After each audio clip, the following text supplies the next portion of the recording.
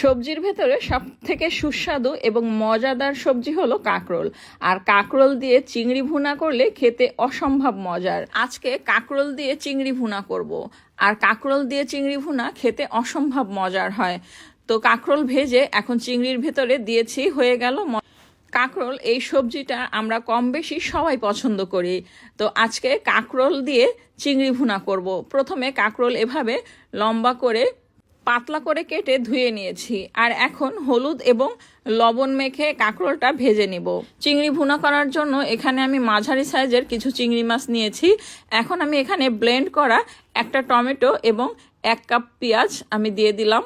দিয়েছি 1 চামচ হলুদ গুঁড়া, 1 চামচ ধনিয়া গুঁড়া, 1 চামচ মরিচ গুঁড়া এবং 1/2 চামচ জিরা গুঁড়া, লবণ পরিমাণ মতো, কাঁচামরিচ কয়েকটা দিয়েছি।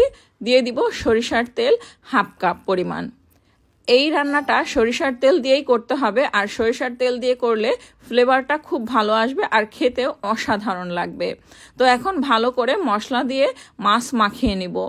আর এই মাছ মাখানোর পরে আমি 20 মিনিট ম্যারিনেট করে রাখবো, যাতে করে চিংড়ির ভেতরে মশলাটা ঢুকে ভালো করে।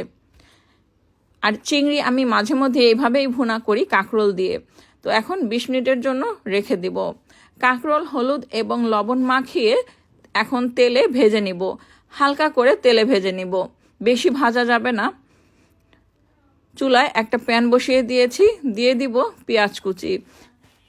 1/2 কাপ পেঁয়াজ কুচি ভালো করে ভেজে নিব। কাঁকরোল এভাবে ভাজি করে ভুনাও করা যাবে, কোনো মাছের দরকার হবে না, সেটাও কিন্তু খেতে ভালো লাগে। পেঁয়াজ হালকা ভাজার পরে এখন আমি ম্যারিনেট করা চিংড়ি মাছগুলো দিয়ে দিলাম। আর এই মশলার মধ্যেই ভালো করে এই চিংড়ি ভুনা করতে হবে। এখানে আলাদা কোনো পানি দেওয়া যাবে না, কোনো ঝোলের পানি দেওয়া যাবে না। তেলের পরিমাণটা একটু বেশি দিতে হবে। আর এই তেলের মধ্যে এবং মশলার মধ্যেই চিংড়ি মাছটা ভালো করে কষাতে হবে, মাখা মাখা করতে হবে। তো ঢেকে দেওয়ার পরে যখন চিংড়ি মাছগুলো একটু নরম হয়ে আসবে বা একটু ভাজা ভাজা হয়ে যাবে, তখনই সাইড করে এক সাইড থেকে কাঁকরোলগুলো এখন আমি দিয়ে দিব। আমি আবারও বলছি, এখানে আলাদা করে আমি কোনো ঝোলের পানি দিব না। কাঁকরোল আমি যেহেতু ভেজে নিয়েছি, আর কাঁকরোল সিদ্ধ হতেও বেশি সময় লাগে না। তো যে মশলা আছে এই মশলার মধ্যে ভালো করে কষিয়ে ঢাকনা দিয়ে ঢেকে দিব। আর এতে করে কাঁকরোল এবং চিংড়ি ভালো করে সিদ্ধ হয়ে যাবে এবং মশলাটাও খুব ভালো করে কষানো হয়ে যাবে। আর এই রান্নাটা মাখা মাখা করব, ঝোল থাকবে না। ভুনা করব, একটু পোড়া পোড়া লাগবে, নিচে সামান্য একটু ব্রাউন হবে, পোড়া লাগবে। আর এই চিংড়িটাই খেতে অসম্ভব মজার হয়। তো হয়ে গেল দারুণ মজাদার কাঁকরোল চিংড়ি ভুনা। এভাবে চিংড়ি কাঁকরোল ভুনা করলে মাংসের কথা ভুলেই যাবেন, আর মাংসই আপনার প্লেটে উঠবে না।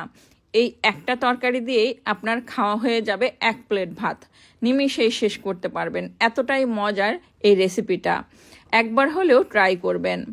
সরিষা বাটা দিয়েও এই রান্নাটা করতে পারেন। যেহেতু এখানে চিংড়ি মাছ, তো সরিষা বাটা দিয়েও করা যাবে।